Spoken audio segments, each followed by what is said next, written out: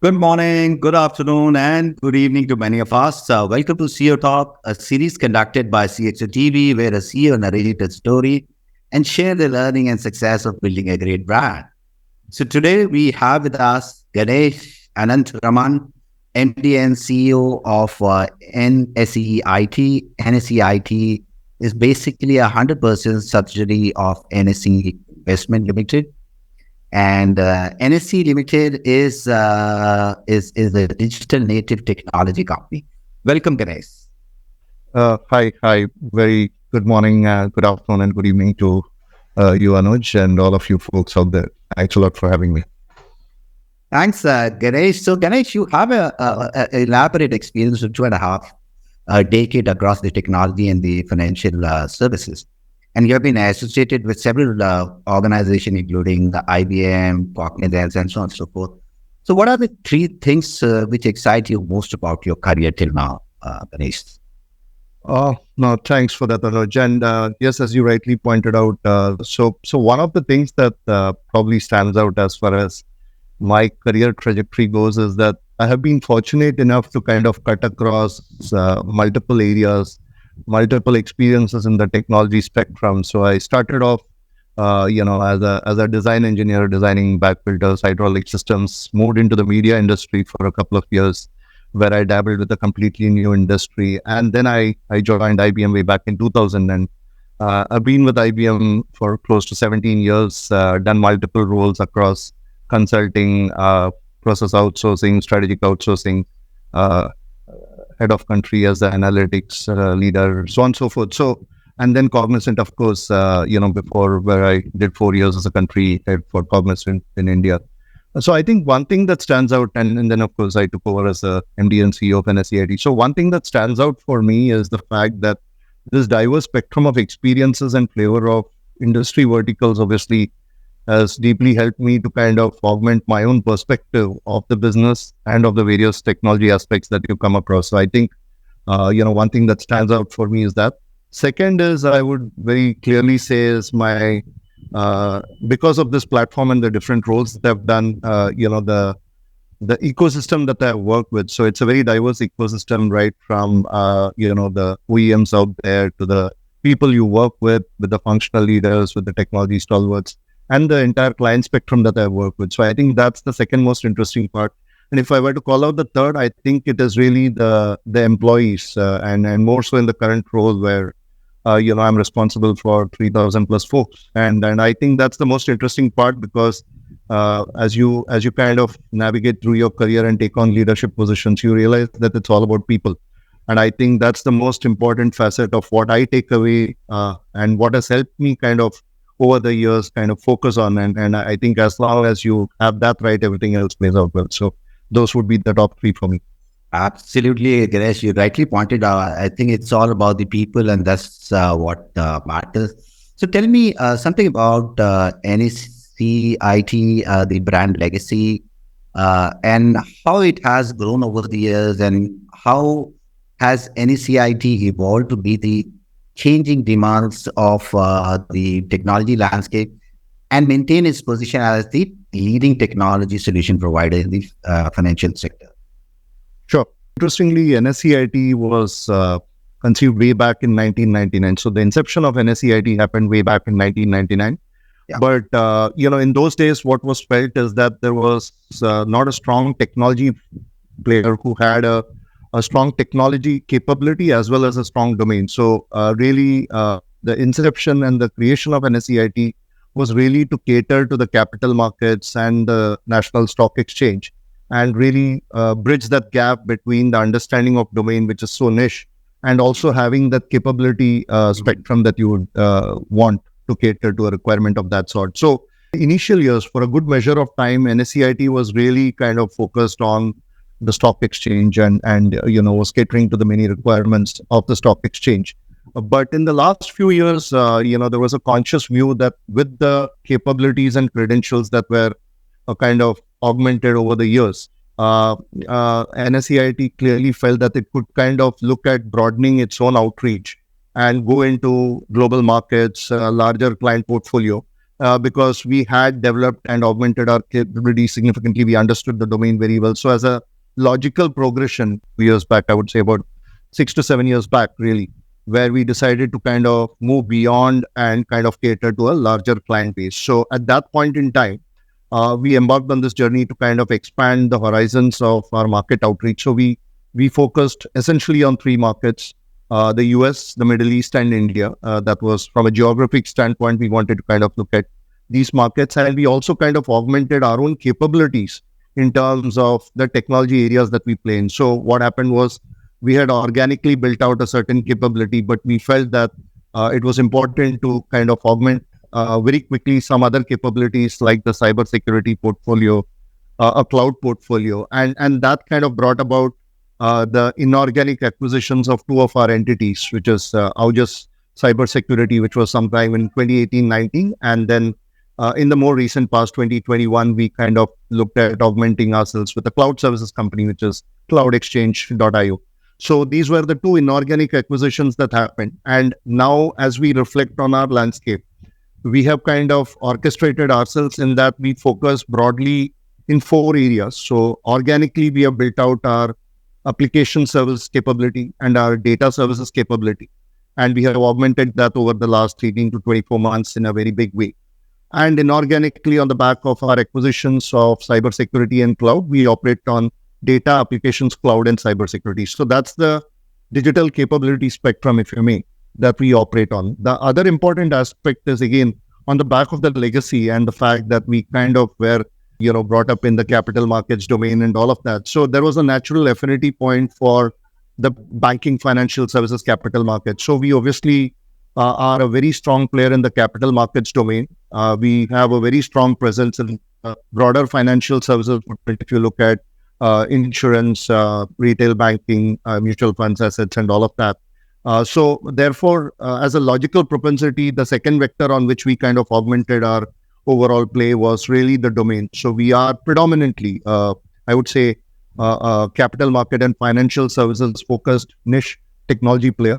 And of course, we do cater to some of the other verticals also, but that is something which is the lesser portion of our overall business composition. So we then navigated that journey, and today, on the back of what we have done, we have a very strong clientele which is cutting across the global market. So we have a strong presence in the US and Middle East and in India. We work are just global exchanges. We work with some of the leading clearing houses across the world. We have banks, we have financial services institutions. So a very strong skew of global portfolio clients. So just to give you a flavor on it, we work with about 22 of the top Fortune 500 companies. We work with 5 of the top Fortune 50 and so on and so forth. So I think a very good client roster to boast about as well as we speak today. So I think that's been our journey. Okay. So what I understand, Ganesh, so you bring high excellence and you are also making inroads into the other industry. So with this, I'll just quickly come down to the next question, which is all about the two acquisitions you just mentioned. So when you became the CEO of NSEIT, you also inherited two acquired brands, which is August Cybersecurity and Cloud Exchange IO. So what are the challenges you face and what are the best practices did you follow to overcome those challenges? Sure. So let me kind of put it in a bit of a different perspective. I think so more than a challenge, it was something as a platform of opportunity, if you were to put it right. Because what happened with these two acquisitions, Anuj, was that one is you had a very strong service capability, both in the cybersecurity and the cloud services portfolio that we inherited or acquired on the back of these acquisitions. The second important thing was that we had a very strong leadership team, which came on board from both these entities. The third important thing that happened was on the back of the August acquisition, we also got a footprint into markets like US and Middle East, where while we had some presence from NSEIT in the US market, it significantly got augmented on the back of the cybersecurity acquisition. And Middle East was a market that we kind of forayed into. So there was a whole slew of opportunities to kind of look at the capabilities, the credentials, what we have in the leadership team to be leveraged across from a group standpoint. So I think the way I looked at my role when I took on this mandate as the MD and CEO was really twofold. One was to organically augment and mature the existing landscape of capabilities that may be in the application or data domain. And the second large job that I took on for myself, I would say, is really integrating and bringing these entities together. And it was a very conscious strategy that we wanted to integrate all these three different entities. And as we all know, the sum of the parts is always more than the whole. So that philosophy held true, very true in our case. And we wanted to kind of leverage all of the good things that existed across the organization. So what always used to happen was they did very well within their own businesses and they were doing very well. So, just to give you a flavor, when we acquired the cloud business, in a matter of 2 years, we have, it is more than 5x of what was the footprint when we acquired it. In just 2 years, we have kind of grown more than 5x. The August cybersecurity, when we acquired it, we have grown 3x of that, right? So I think within the business portfolios, there was excellent growth and we were doing it very well. But the next phase of our journey was bringing them together, integrating. And what we did was we initiated a program called Program Stride, Operation Stride, which was essentially to bring together these organizations culturally at multiple levels, right? And therefore, what happened was we wanted this integration not just to happen at the top level, but we wanted the integration to play out at every level where all the employees kind of work with each other and there is obviously a cultural fitment that comes about. So we initiated programs that were common rewards and recognition. We had events which cut across the entities. So in the last 12 months, 18 months, I would say that paid off very well and there is a lot of harmonization between the employees. And we also then evolved to the next. We created an operating structure that would bring all these leaders across the entities on a common platform and give them larger roles. So the leader within the cybersecurity portfolio is not just limited to cybersecurity, but leaders play out a role which is for the larger entity, which is the NSEIT group, right? Similarly, from a cloud standpoint or a digital service standpoint, we gave these leaders larger expanded roles and mandates, and that's playing out well. So our core strategy of land and expand within our client portfolio, it is really what we have started, and that's kind of playing out for us. So I would say integrating these entities and bringing out the best from a larger organization standpoint is really the opportunity that's played out and is playing out for us in the future. And I think that was the key thing that I had to do as taking the of the CEO of NSEIT. And the good news is we have not lost any of our leaders from these acquisitions. They continue to work with us. And I think that's the key aspect because, as I said right in the beginning, people are the most essential assets for this organization. And as long as you kind of have that in place, the rest will follow.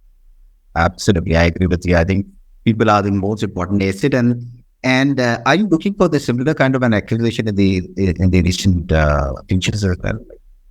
So at this point in time, on the back of our existing acquisitions, I think there is a lot of headroom to kind of move forward and kind of consolidate and capitalize on already what we have done. So I think we are in a phase where all of the capabilities, in fact, we launched our website some time back, and you would see the flavor of the digital positioning strongly emanating from it, cutting across the whole value chain. So I think we are in the process of kind of ensuring that we monetize on all the investments we have made in these last few years. And I think that's the phase that we are in the midst of as we speak right now. Absolutely. So there is the financial services has been undergoing significant disruption, due to technology advancement. What are some of the key trends and the emerging technology that you believe will have the most transformative impact on the industry? And how you are positioned to leverage these trends to benefit its client and drive innovation in the financial sector? Sure. So, that's many things come to my mind as you pose that query to me, Anuj. So if you look at it, financial services as an industry vertical is very evolved. And if you look at every segment of that broader spectrum, be it capital markets, be it banking, be it insurance. So I think it's quite evolved, number one. And adoption of technology has been very good for that space. But I think there are also geographic nuances, to be honest, when you look at, what plays out.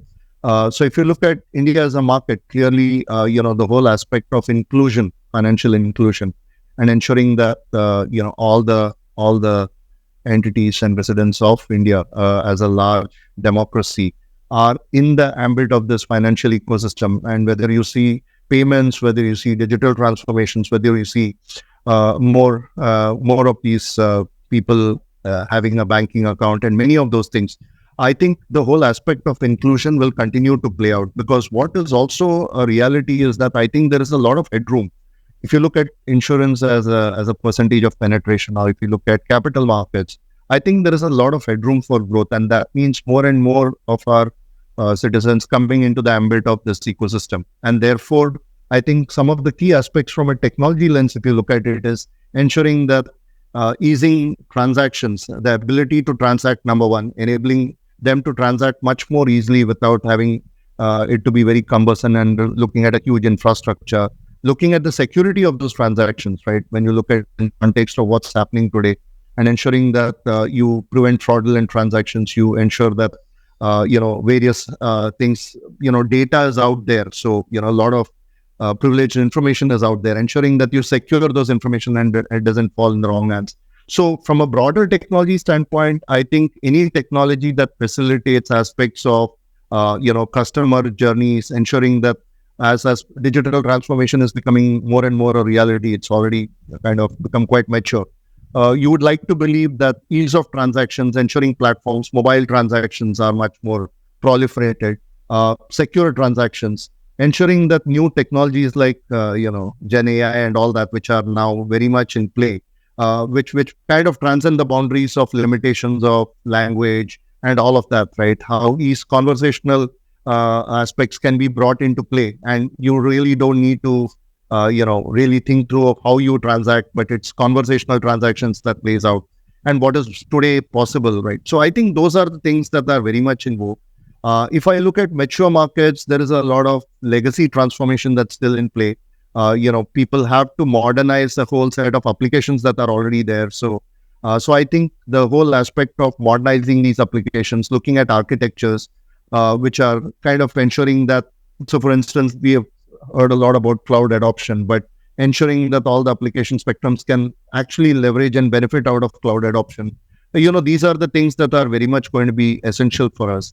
And last but not the least is we are living in a world where you don't need to build it all, right? So you work within an ecosystem and you kind of integrate with multiple entities within that ecosystem. So the ability to be able to interface and integrate with a large ecosystem and play out those customer journeys, right? So for instance, as a client, I would want, I would have some needs, financial needs. I would have realities of profile, the socioeconomic segment I come from. I would have a credit history. I would have other related aspects. So integrating all that and making transaction in real time and ensuring that it kind of plays out in a secure and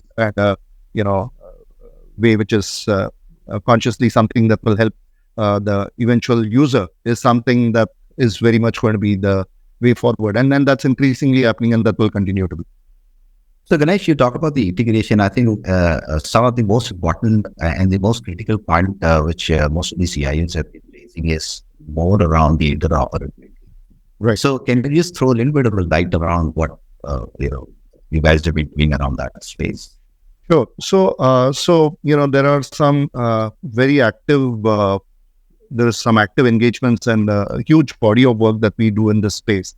So, when you kind of bring in, so let's look at an example where there are a lot of products that are coming into an ecosystem. So integrating that product into that ecosystem, ensuring that it connects with multiple entities, as I mentioned, in the larger ecosystem, right? So the whole aspect of microservices, APIification, ensuring that your calls, things happen in a recent, there are, depending on the nature of the transaction, you would want responses to be kind of curated within a particular timeline. So all of these are very essential. So our whole capability around solution integration, microservices, APIification, this becomes very essential for us.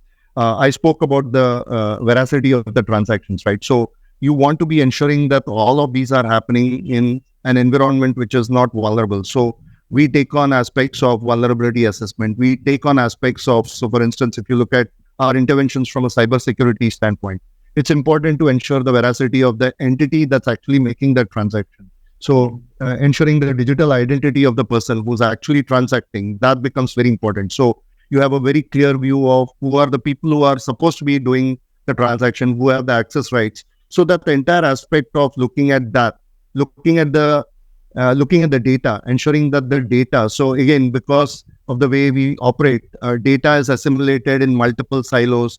You normally don't have one version of truth. So you have, the same client history resides in different silos with various different nuances. So you want to kind of rationalize that and bring out a common version of truth.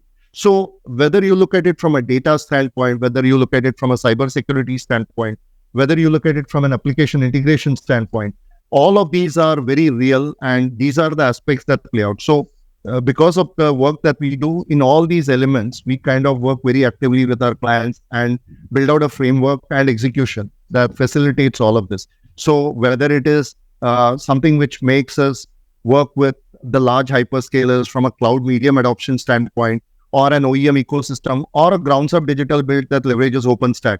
So we kind of do all of what is required to kind of bring out the end state. Is I think what really matters when it comes to interoperability and how we kind of navigate. Having said that, that is a huge challenge because, maturity of the systems in various entities are at different levels. So you obviously need to kind of bring out a common foundational layer and then you build on top of it. Absolutely. Layer is very important. With this, I'll just going to talk more about your footprint. So can you just please talk about your global footprint and India footprint and the business achievement over the last 12 months? And what in your view are the critical factors that have been crucial for NSEIT success and the success of your client?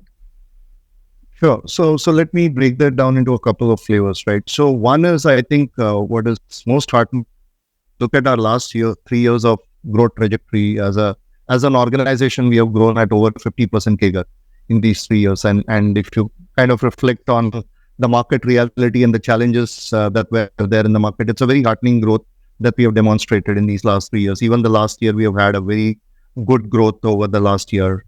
So that's one clear dimension where we have exponential accelerated growth that's been consistently happening for us over the last flavor. There is the geographic flavor which you called out, right? I spoke about our endeavor to expand our global markets. So if you look at our US market, we have kind of grown that market. So last 12 months, if I look at my financial numbers coming out of the last financial year, we have grown that over the previous year by over 50%. So we have grown the US market by over 50%.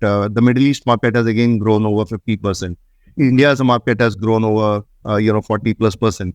So on the whole, I think all of our markets and the way we are going about it and the focus that we have brought in has resulted in it playing out in our numbers, right? And the other thing that we have very consciously done is so we already had a very strong India foundation, obviously, on the back of the many years that we have been here, and the businesses that have been acquired also have a very strong flavor. But we have invested significantly in the last 18-24 months in the US portfolio. So we have brought in more people on the ground. We have expanded the teams. We have augmented our pre-sales and our architecture solution capabilities and all of that. Our delivery capabilities across the different business units have been augmented. So there is a lot of things being done in the context of enhancing capability for people, processes, technologies. What also is something that we have done very consciously is created a lot of accelerators, artifacts, what we call our own IPs that we use not just to kind of deliver for our clients. So there is, if you look at cloud, if you look at data, if you look at applications or cybersecurity, in each of these areas, we have created, a lot of artifacts. So these are what are enabling us to ensure that we are able to accelerate our delivery and also bring out the better quality of delivery. In some cases, we have even monetized these artifacts that we have created to our clients. So our clients are buying this from us as, product components. Of course, that's to a lesser degree. But the fact is that is also very prevalent. So if I look at cybersecurity, we have something called as a product called Palm, which is basically a lifecycle management. And we look at, using that and leveraging that for application management, security, and all of that. If you look at the application side, we have built out our own low-code, no-code platform, which helps us accelerate digital delivery. So cloud has multi-hybrid cloud environment, governance, management, provisioning, all of that. So in each of the businesses, we have these flavors, and that's also obviously helped our cause. And the last thing, and which I alluded to right in the beginning, is that over these years, I would say most of our relationships continue to stay with us. So if you look at our top clientele, these are relationships that have played out well over 5 years, right? So most of the businesses that we have acquired have continued to stay with us, has expanded, and that's kind of holding out well for us. So we will continue to invest in expanding the existing clientele, grow our global markets, and obviously also we have put a strong engine in new business acquisition. So on the whole, I would say that it's played out very well for us in these last couple of years, and we would continue to believe that we have what it takes to build out that organization going forward. So being a homegrown company, what I can see is like the numbers which you just mentioned, where the numbers for the global market is pretty more convincing as compared to the Indian market. So is it a conscious part where you want to have a bigger footprint there in the global market as compared to the Indian market, or how is it? So sure. No, so as you rightly called out, it is a very clear aspiration to expand our global markets. So we do believe that we can continue to grow in India, but it can coexist with our growth in the global market. So by virtue of our strong presence in India, we already have, we have been growing the India market for a long time now. But in the recent past, if I look at the last 3 years, what, as you rightly called out, would be very convincing is that we have expanded and grown the US and Middle East market very well. The US market specifically are where we are putting a lot of focus to kind of expand our existing footprint. And the great news is that we are working with some of the largest global exchanges, some of the largest financial institutions, some of the largest banks, if you look at the US ecosystem. And that's helping us have the right credentials to take that narrative to a broader spectrum of clients. And if you recollect, again, Anuj, I had pointed out that with one of our acquisitions, it came in with a US presence and a Middle East presence. So it's not like we are trying to build out on it. We are augmenting what was already there. So for us, it's not a green field, it's a brown field. And we just are putting in more investments to kind of take that growth forward. So yes, it's a conscious strategy. And I think we will continue to accelerate our US global market growth. Okay, so with this, I'll just come down to the last question. So what is your vision for the future of NSEIT and its role for driving the technology advancement across industries?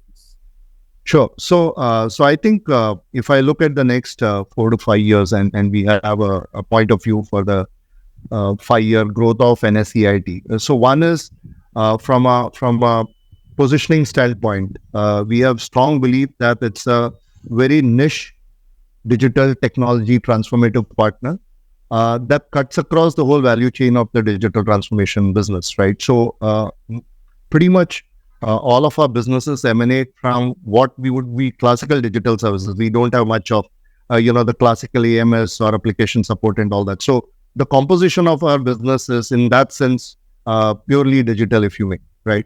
The second aspect is there are not many technology companies that can boast about having cloud, security, and digital services in an equal measure, more or less, right? So if you look at it broadly speaking, there is a good measure of each of these 3 blocks that exist in our ecosystem. So it's a very healthy mix of these business lines, and that helps us to continue to kind of grow each of these areas in their own sense. Going forward, we would continue to be very relevant on the back of our domain and this digital capabilities in the BFSI capital markets domain, because there is a lot of headroom for growth while we still have majority of our composition emanating from there. I think the first part is that we will continue to be very relevant for that industry vertical, broadly speaking, and that will be an accelerated growth on the back of what we are doing and what we have built out. The second aspect then is profitable growth. We are very clear that we want to be the business, and thankfully the business has been growing, but we want to be growing profitably, right? So we will not take growth by compromising on our profit margin. So I think that is something which is very clear for us, and I think that is really something that's playing out well for us. So I think that's the second part of it. The third part is the investments will play out in markets like US, where we see a significant headroom, and we will kind of invest to scale those markets in a very big way. And we will continue to focus on our top clients. So as I said, we have a roster of very impressive clientele and good relationships that have played out for 5-6 years and beyond. And I think we will continue to invest in our existing clients and grow that portfolio to become very sizable over a period of time. So our strategy is that while new business acquisition will be an important engine and we will continue to gain a lot of momentum from it, we will continue to invest in our top clientele and we will grow that and become much more relevant in their strategic roadmap going forward. And last but not the least, the whole integrated story, the land and expand, and people being in the center of that story is really what we want to be focusing on. So with this, we come to the end of this episode. Thanks, Ganesh, for such an insightful session, and we really had the pleasure interacting with you. Thank you so very much. Pleasure is all mine, Anuj. Thank you so much for your time. And thanks a lot. Cheers. Cheers. For more updates from CXO TV, please like and subscribe to our channel.